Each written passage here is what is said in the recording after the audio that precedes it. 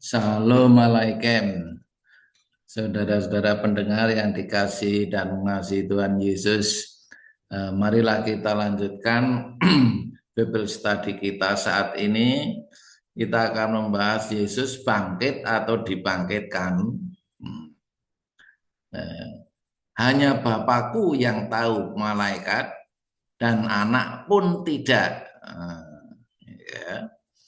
Dalam kasus ini Om Yonatan telah melakukan eisegesis dengan pernyataannya bahwa anak Allah adalah Allah. Jadi pasti tahu gitu ya.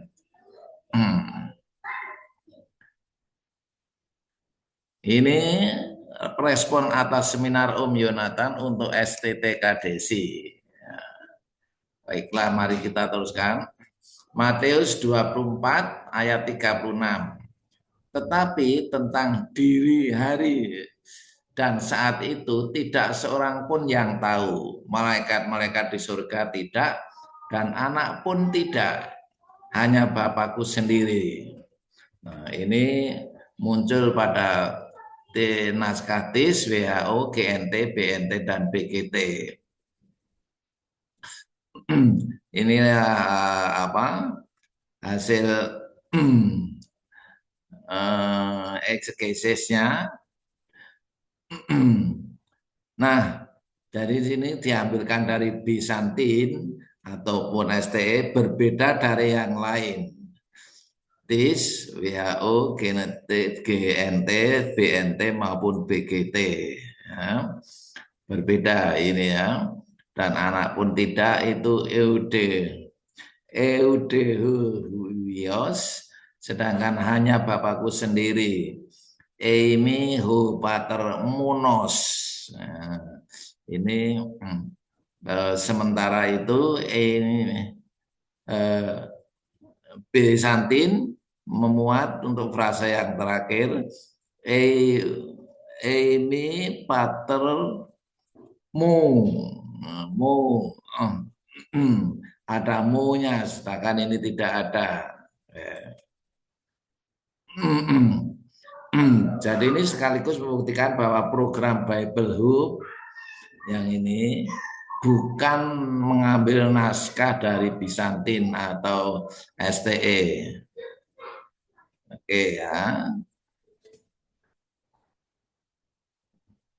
Matius 24:36. Eudeoios mo pater. And concerning that day and the hour, no one had known, not even the messenger of the heaven, except my Father only. Ini Bizantin, STE maupun BGT. Bizantin ini ya. Eime pater mu nomos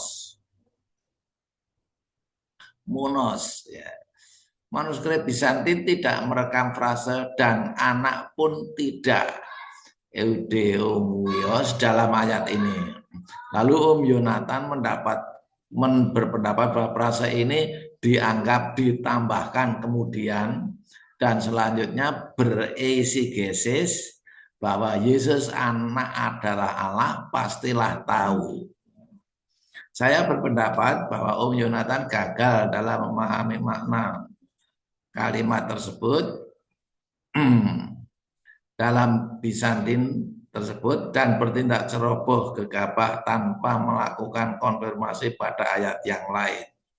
Untuk itu mari kita lakukan pengujian pada kitab Markus 13 ayat 32 berikut.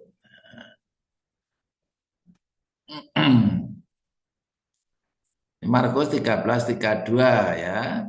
Di sini Eudeoios Lalu frase terakhir eime hupater, eime hupater. Markus 13:32 ya, ini tadi sudah. Lalu terjemahnya, anak pun tidak, hanya Bapa saja yang tahu. Anak pun tidak, ini Yudehoios. Kembali kita tinjau Matius 24 ayat 36 dan Markus 13 ayat 32. Ini tadi kita lanjutkan. Nah, perhatikan perbedaan satu dua frase akhir pada masing-masing kitab tersebut. Penulis Matius 24:36 hanya merekam satu frase panjang.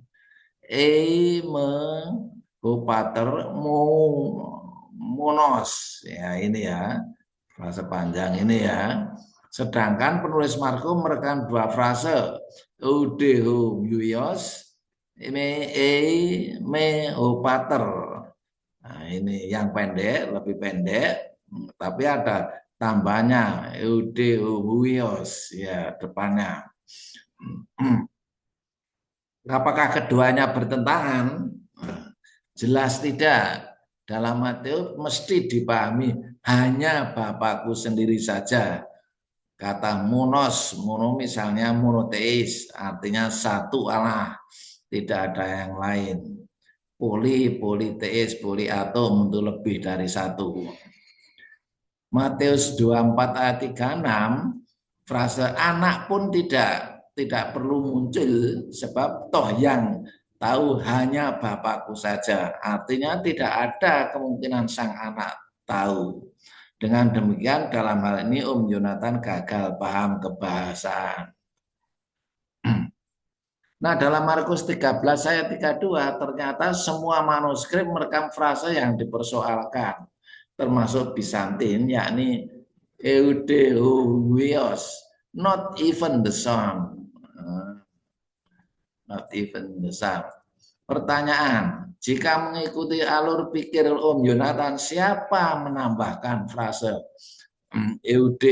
Eudeuios ke dalam semua manuskrip yang ada pada Bible Works 6 termasuk Bizantin?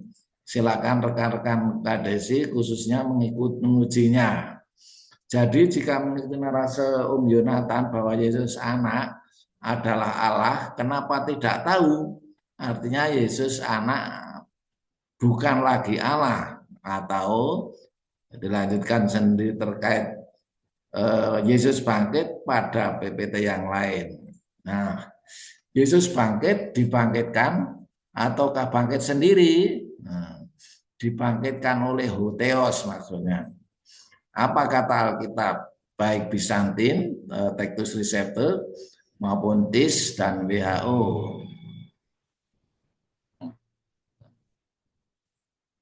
Mana yang kanon? Biblikos ini materi utama yang diseminarkan oleh Pak Yonatan saat itu ya. He will rise again. Anastesetai. Ia akan bangkit lagi. Anastesetai itu bentuk future middle. Jadi akan ya middle third person. Ini yang jadi persoalan dan memahami middle ini yang jadi persoalannya. Sementara itu Matius 20:19 di sini ada EG. Nah, ini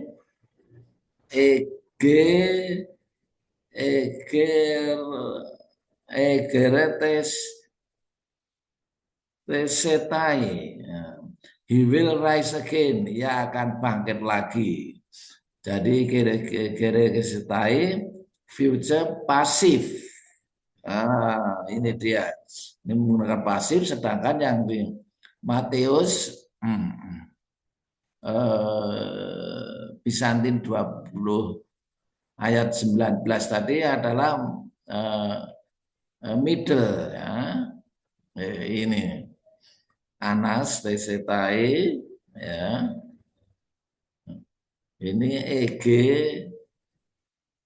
egerat egerat tesetai.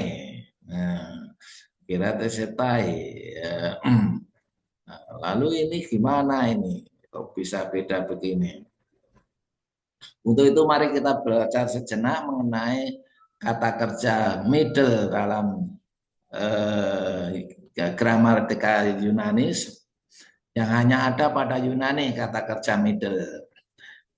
Namanya saja middle berarti tengah. Tengah antara apa dan apa? Antara aktif dan pasif. Jadi tidak aktif, tidak pasif atau bisa diaktifkan maupun dipasifkan gitu. Nah, ini saya ambilkan dari Hellenic Greek, alamatnya ini. Nah, contohnya adalah ini ya.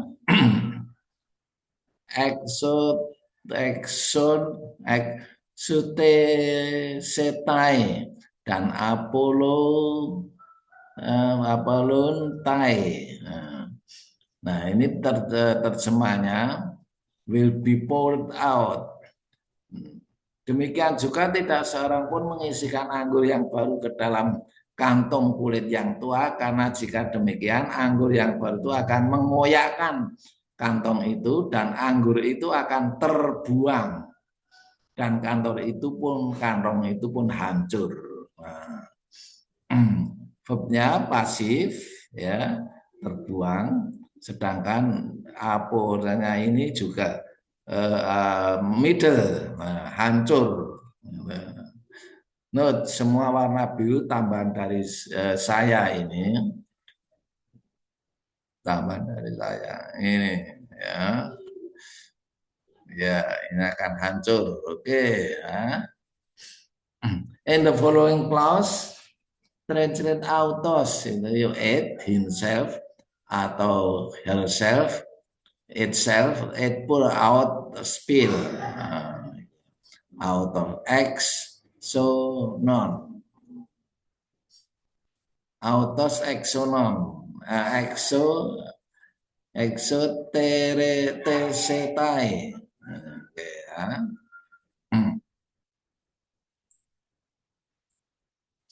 And it will spill, middle voice, dan anggur itu akan tumpah. Ini terjemah dari GNV, MRD, Mudot maupun NIV. And it will be spilled, pasif, dan anggur itu akan tertumpah, YLT. Jadi ada yang menerjemahkan middle, it will spill, akan tumpah, dan akan tertumpah, pasif. Ya, yang pasif jauh lebih banyak yang menerjemahkannya. Ya, meskipun demikian, dua-duanya tentu boleh saja. Yang di stabilo abu-abu tambahan dari saya, ini tambahan dari saya ini. Selanjutnya ditegaskan, notice that the difference between a middle and passive reading is purely a matter of interpretation here. There is nothing in the intermediate context to make the choice for us. Jadi ini hanya murni interpretasi penerjemah, tidak ada petunjuk langsung untuk menerjemahkan itu. Does the wine spill? Apakah anggur itu numpah diri sendiri, or is the wine spilled, atau akan tertumpah? Apakah itu sengaja menumpahkan diri, ataukah tertumpah atau ditampahkan? Ditumpahkan oleh siapa? Apakah karena robeknya kantong?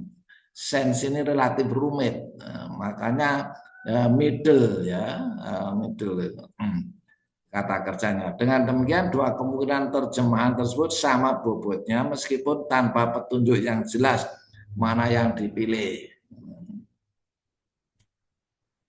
Oke, kita teruskan. Nah, kembali ke kasus kata kerja yang kita diskusikan, Matius 20 ayat 19, anes tesetai dan eger egeret setai, egeret setai, egeret setai. Pada merupakan kata kerja bentukan dari masing-masing stem persetai, sehingga ada dua kemungkinan terjemahan yang sangat bobot akurasinya. Middle, he will rise up again, atau yang akan bangkitkan diri, ia akan bangkit lagi. Dan dua, pasif, he will be rise, ia akan dibangkitkan kembali. Faktanya terjemahan bahasa Inggris muncul semuanya, misalnya YLT dan kelompoknya, lalu dua ASV dan kelompoknya ini. Namun tidak pernah ditemui terjemahan he will rise up, ia akan bangkit oleh dirinya sendiri, ia akan membangkitkan dirinya sendiri sebagaimana dipahami oleh sang narasumber seminar. Karena ini transitif, maka harus ada objeknya. Narasumber seminar memilih yang pertama, sangnya menggunakan kata kerja transitif, membangkitkan, yang menuntut adanya objek langsung dalam gramatika yang ternyata tidak ada dalam naskah Yunani yang bersangkutan. Lagi pula dalam pernyataannya, pemahaman ini dilakukan karena Yesus adalah Allah. Inilah yang dinamakan eisegesis. Padahal kata bangkit itu sudah mencerminkan bahwa subjek sama dengan objek. Oleh sebab berita kebangkitan Yesus tidak hanya terekam dalam Matius 20 ayat 19, akurasi terjemahan harus diuji pada banyak ayat selanjutnya yang ternyata membenarkan pilihan terjemahan pasif yang kedua. Mari kita ikuti ayat-ayat lanjutannya. Ini dia ya. Itu egertenetai, egertenai nih ya. Oke, Matius egertenetai ya. Ya. Inilah yang berkata Yesus sendiri loh ya. Jadi egertenai pasif. Matius 26:32 ini, akan tetapi sesudah aku dibangkitkan, egenerenai pasif, aku akan mendorong kamu ke Galilea. LAI kurang tegas, bentuk pasif, ini ubahan saya. Ini kurang tegas karena pasif, bangkit itu bukan pasif ya. Bangkit itu middle, tapi dibangkitkan pasif. Sedangkan ini pasif ya, being raised. Akan tetapi sudah aku dibangkitkan. Nah ini yang Markusnya.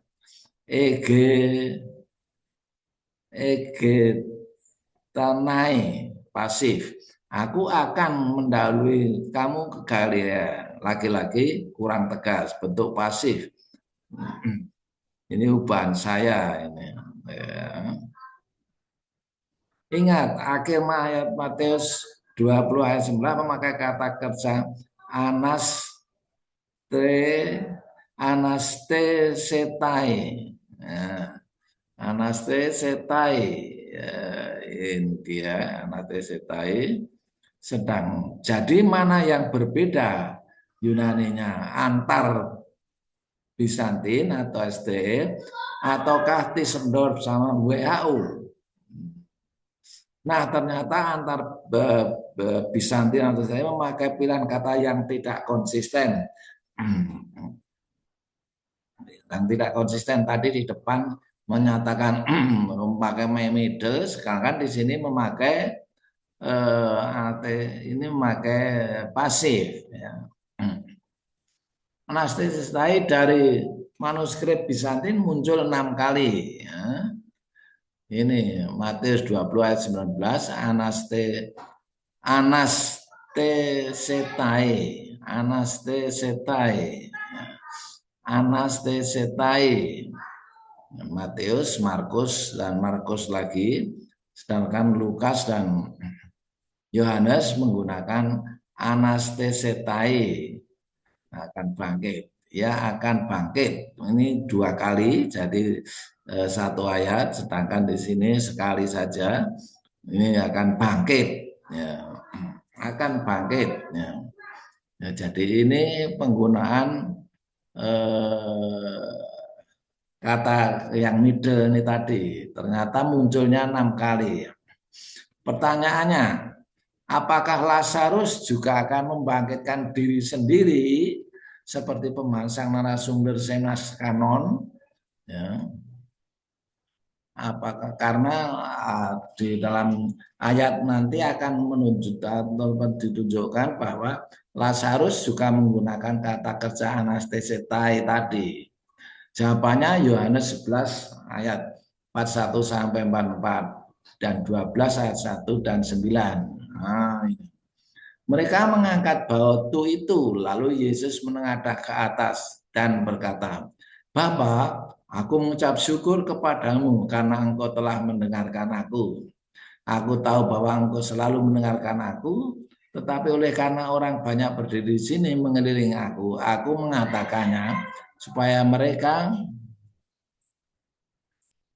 percaya bahwa engkaulah yang telah mengutus aku. Dan dia sudah berkata dengan bersulah ia dengan suara keras, Lazarus, marilah keluar.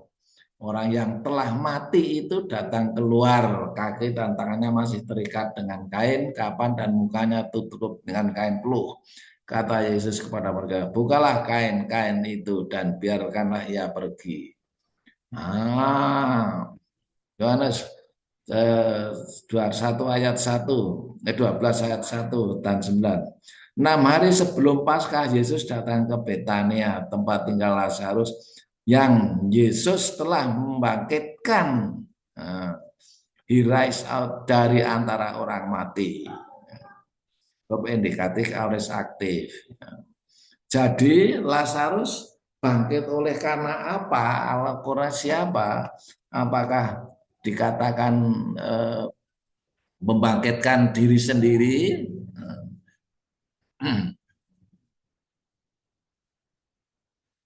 Ini dia.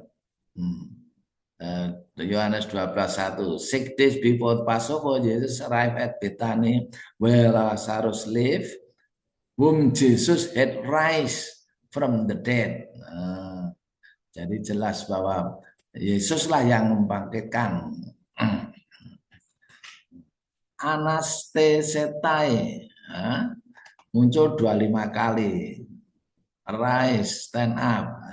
Tapi sayangnya tidak terkait dengan kematian dan tidak berkaitan dengan membangkitkan dirinya sendiri. Oleh karena itu kita teruskan saja. Lalu bagaimana mengeksegesisnya? Hasil pemahaman harus sintesis, tak saling bertentangan. Oleh narasumber seminar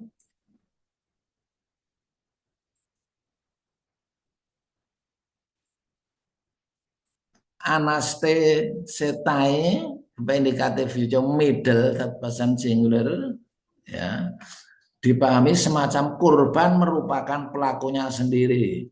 Ini memang demikian. Sayangnya memilih kata kerja transitif dengan terjemahan ia akan membangkitkan dirinya sendiri. Ya, jadi dirinya sendiri ini yang tidak ada dalam naskah Yunaninya. Ini kekeliruan mendasar terkait pemilihan kata kerja transitif. Menurut saya yang tepat adalah ia akan bangkit lagi. Sejalan dengan he will rise again. Ini kalimat indikatif dan bisa bermakna dua kemungkinan. Middle, pelakunya ya Yesus, dan yang terkena tindakan bangkit pun jelas Yesus, maupun pasif. Bentuk pasif. Sejak waktu itu, Matius 16 ayat 21, Yesus menanggung banyak penderitaan dari imam pihak tua-tua, imam-imam kepala ahli Taurat, lalu dibunuh.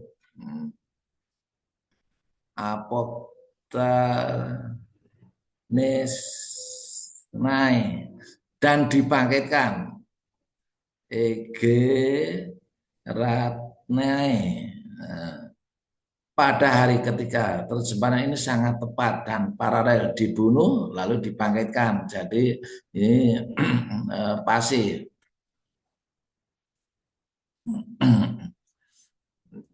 Ya. Yesus inilah yang dibangkitkan Allah, dan tentang hal itu kami semua adalah saksi. Yang lurus Allah hotel subjek membangkitkan Yesus. Akusatif objek, dan tentang hal itu ini tentang hal itu dan seterusnya terjemahan saya. Ini khotbah Petrus pada saat Pentakosta loh ya. Bentuk aktif. Lanjut ya. Ayat 4:10 ayat lalu 10 ayat 40, 13 ayat 37. Hoteos gilen aktif ya. Ege renta aktif. Ege rantos aktif. Genetif. Bentuk pasif lanjut. Telah dibangkitkan. EGG non pasif. Injilku pertama kali saya luruskan pasif ya, dibangkitkan karena ini pasif. Telah bangkit itu apa? Perfect middle, sedangkan ini pasif.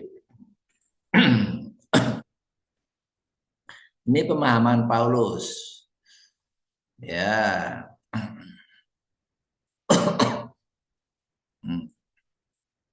Pasif, pasif, pasif, pasif, semua pasif ya, pasif.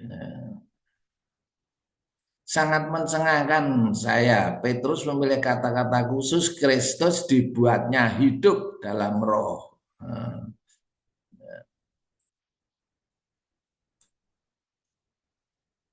Made alive in spirit. Petrus tidak memilih kata kerja dasar bangkit dan melainkan hidup. Sesuai kebutuhan saja, semoga tidak ada yang salah tulis. Silakan simpulkan. Haleluya. Amin.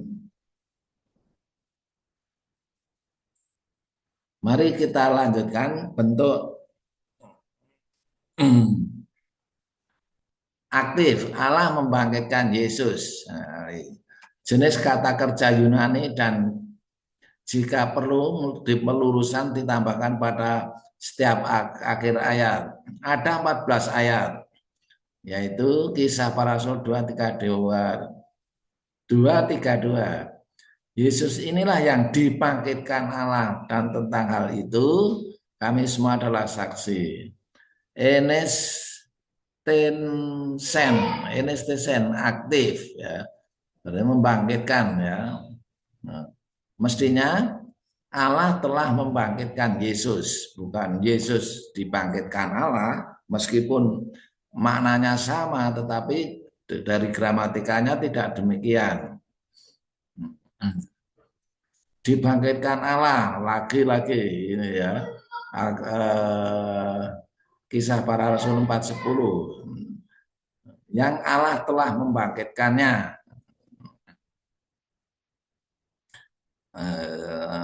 Ayat 10 ayat 40, pasal 10 ayat 40. Itu telah dibangkitkan Allah pada hari yang ketiga dan Allah berkenan ya menampakkan diri. Ini aktif ya. Jadi mestinya melainkan, tetapi yang Allah telah membangkitkannya.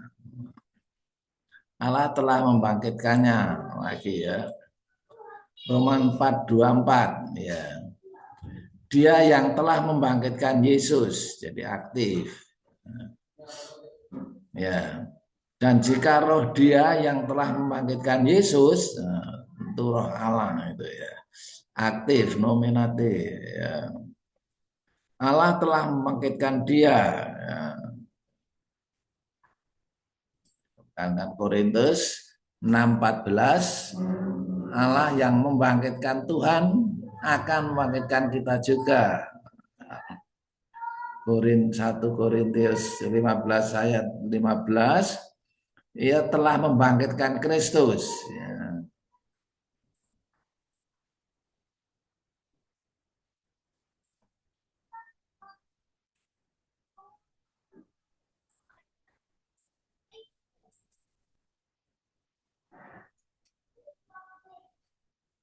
2 Korintus 4 dan 14, yang telah membangkitkan Tuhan Yesus. Galatia 1:1, Allah Bapa yang telah membangkitkan Dia. Efesus 1:20, itu dengan membangkitkan Dia dari antara orang mati, aktif.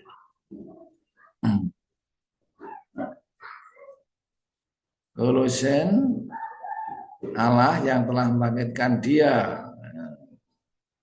1 Petrus 1:21, Allah membangkitkan Dia. Bentuk pasif Yesus dibangkitkan Allah, ada 12 ayat. Tadi bentuk aktifnya Allah membangkitkan Yesus itu 14 ayat, sedangkan yang Yesus dibangkitkan Allah itu pasifnya 12 ayat. Lalu dibunuh dan dibangkitkan pada hari yang ketiga, pasif. Ya, butuh pasif ya. Ia akan dibangkitkan. Diolok, disesah, disalibkan, dan pada hari ketiga ia akan dibangkitkan. Future middle. Ya. Boleh juga ia akan bangkit. Jadi ini dirubah jadi pasif. Tadi sudah kita pelajari bentuk pemilihannya, pasif ataukah middle ya. Tidak ada petunjuk langsung tadi. Yesus telah diserahkan karena pelanggaran kita dan dibangkitkan.